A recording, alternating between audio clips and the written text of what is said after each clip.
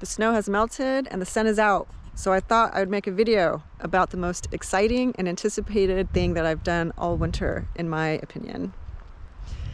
I'm going to go over my recipe and application of JADAM natural pesticide. I'd like to start by saying that the roosters are going to be interrupting me, so I'm going to be cutting this a bit. This is my recipe. It's not the official JADAM recipe. But what I like about JADAM is that it encourages you to experiment, to use what you have on hand, to save money, because local is best, more effective. And so this is easier to do if you understand the concepts of each ingredient. There are some things that you do have to be precise about, like with their soaps, like with JADAM sulfur, but this one is imprecise. One of the official JNP ingredients is JMS. A concept I try to hold true to, even though I went off a bit, is the microorganism to wetting agent ratio. Because I added other live ingredients, I decreased my JMS just a tad. According to JADAM, if you have too much JMS to JWA, the organisms can break down the coating properties of the JWA. You need the wetting agent to keep the solution fully covering the plant, leaving no pockets for the disease to persist or enter the plant, and to not create residue spots on the plants. Given I make JMS in 4 to 5 gallon batches, and you only need 10 ounces in my recipe, that leaves a whole lot remaining to be used as a soil drench after you're done spraying your JNP.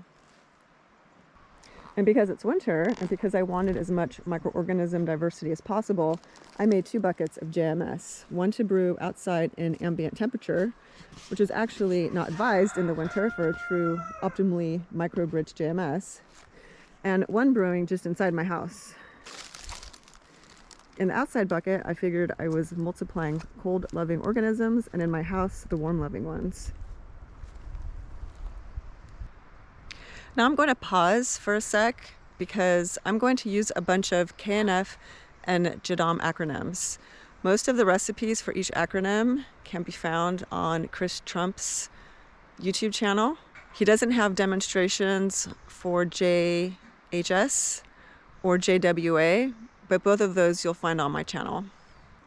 The reasoning behind including the living ingredients is the same reason why we should eat raw, live sauerkraut and other fermented foods. And that's because a large diversity of bacteria and yeasts is better than a few. When you or a plant are short on microorganisms, that's what allows pathogens to take control, especially on an already weakened plant. That plant might be dehydrated, it could be overexposed, it could be planted in a disturbed area, or it could accidentally get mechanical damage. The founder of JADAM has said that he's cured his family's athlete's foot and diarrhea by just drinking JMS. Then there are ingredients added providing nutrients to the plant. And the nutrients I got from boiling plants, or they're from the living ingredients that I added as part of my deviation. Finally, there are medicinal components of the solution, both that were boiled out of local plants and are living. You'll see I added several KNF inputs for extra bacteria and fungi and extra medicine. All the ingredients and measurements are below in the description, and I'm marking which ones I believe have each of the components. Keep in mind that my measurements are used when you are applying the foliar spray as a preventive. The measurements increase when infestation has set in, and even more than that when the disease has advanced and it's an emergency situation. When I started my permaculture years ago, I didn't know about KNF or JADAM. I planted my trees first thing to get them going. Typically, we haven't improved our soils yet, so unfortunately our trees have to start off rough. Short-living or disease-prone trees in my area, like cherry or peach, may have to be replaced within our lifetime, so perhaps their successors will get to start off right, but not the initial planting of, at least of any of my trees. since by now I'm probably done showing the recipe on my screen, you can stop the video now or stick around a little longer for discussion on my past tree pest problems, whose reoccurrence I will be watching out for the remainder of the year. I will also discuss JNP application and share my own personal thoughts and concerns about using natural pesticide. This year marks the first time I'm spraying my trees with natural pesticide. Keep in mind that I had done research and did know about disease-resistant varieties from the beginning. On top of that, I sat down with and got all my varieties from the owner of a famous nursery in Lewis County. So my problems are despite all that. Also keep in mind that just because a tree is disease-resistant doesn't mean it can't get that disease from which it's supposedly resistant, or other diseases from which it isn't resistant at all. Then there are trees that we want and are told no varieties of them are resistant, and so we should just spray them with copper fungicide each year. So let's start with those, my Asian pears. My Asian pears got something that looked like fire blight, where the top new growth in the center got black, and the blackness seemed to spread throughout the tree, including the trunk. So yeah, fire blight-ish looking thingy is one disease that I've had. And last year, another Asian pear, I'm not going to walk all the way down to it, over on that side, that one just died down completely, seemingly affected by something else. And new growth shot back from the base, but still above the rootstock, so it's still alive and I kept it. But that is another mystery disease that I've had. I've had an apple tree die completely out of nowhere, and a master gardener was over at my house, and he examined it and determined that it had a borer. When a borer goes right through the base of a trunk, the tree doesn't have a chance. Last year, a plum died like that without warning, so I suspect that it could have also been caused by a borer, but it also happened after a mechanical injury, so disease could have entered it as well. Trees can supposedly fight back borers as long as they're not stressed, and my young trees do get water stress because of our dry summers and because my irrigation system doesn't work. So then another thing that I've had, what I think were pear slugs. They are tiny slug looking insects that will skeletonize the leaves but don't kill a tree. And this is a plum that had pear slugs on it. And then of course I've had canker on my disease resistant sweet cherries. I had leaf curl kill one of my leaf curl resistant peach trees, and I've since noticed that the nursery doesn't carry that variety anymore, and that tree was right here.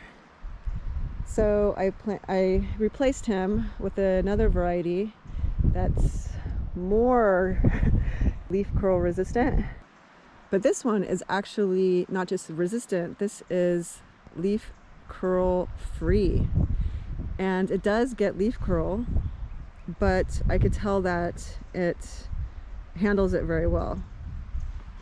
And you see that it gums.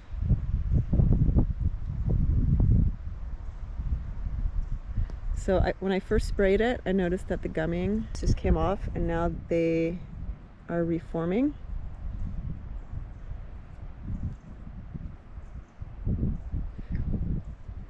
But those, that's like a scabbing thing that the tree's trying to do, and it could do it just because it has an open wound, and the open wound can be from it just being cold.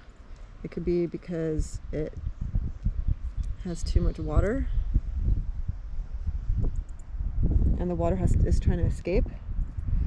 So there's different reasons why it's gumming. It doesn't mean it has disease, but I will be spraying this again. No matter the disease, the insect, JNP is supposedly a solution, the one solution for all of it, including diseases like powdery mildew on herbaceous plants, so it's not just for trees. When the strategy is to increase microbial competition, it would work on any pathogen, and some of the plant medicines used in the solution are insect repellents. Since this is my first year doing it, I can't tell you that it works right now. You're on the journey with me, and I'll be giving updates throughout the year on the health of my trees. Whatever the outcome will be interesting in my view. In terms of application rates, in the winter you should ideally spray once a week for prevention. Unfortunately, could be leaving town at some point in the spring, so I won't be able to check up on diseases during that time. If the natural pesticide doesn't work, whether it's because it turns out to be voodoo or because I'm unable to spray enough times or I'm not doing it right, if I do see pests at some point, I will use JADAM sulfur as well as perhaps a stronger JNP application. I was concerned, and I'm still concerned, about a heavy rain possibly washing the solution off before it can penetrate the tree and kill when it needs to. I wonder if dormant pests are hidden safe in the tissue of the tree. I think of mouthwash, where the wash is killing the pathogens on the surfaces it reaches, but if you have bacteria living in your gum tissue, like for instance over your wisdom teeth, where they haven't fully emerged or erupted, and so the bacteria can persist and remultiply later. But at the same time, maybe you're imbuing the tree with superpower so that it can fight off the pest on its own in the inner part of the tree. One thing JADAM encourages you to do, which I didn't, is to test your solution on part of a tree to make sure it doesn't hurt it. I felt like my ingredients were safe and non-toxic, but that doesn't mean you should be like me. So now I just have a couple more points related to application. First off, I can do it, but wearing 4 gallons on your back is a bit tough, at least for someone my size. I originally wanted to do 2 gallons, and I can see 3 gallons being fine. The biggest problem is being able to lean forward with your sprayer on, unless you like feeling bacteria dripping down your back and your butt. Actually, I'm sure it's real good for you to get this on your skin, kind of like how touching dirt is supposed to remove stress and depression. My final point has to do with the type of spray nozzle. Mine was very narrow squirting, so most of the precious solution shot past the tree and onto the ground. I minded when it was outside the fence and it was going on the native ground that I'm not managing right now. But actually, when it falls on the ground within the fence, I loved it falling onto the ground and into the wood chips. In fact, all winter, you should apply JMS to the soil every week to increase the microbiology. So this was just like JMS enhanced version. Yeah, if you don't have a fancy sprayer and only have a few trees, a regular spray bottle will also do to coat your trees. I will be following up to let you know how it works. I didn't even realize that my knee was in a bunch of chicken shit. Oh, and now I just put my hair in the chicken shit. And so you don't have to look at my smug face the whole time. I'm going to point the camera to some trees and just take you on a little walkabout. And of course, cut out all the nice, frankly annoying rooster noises in between my sentences. Like that one.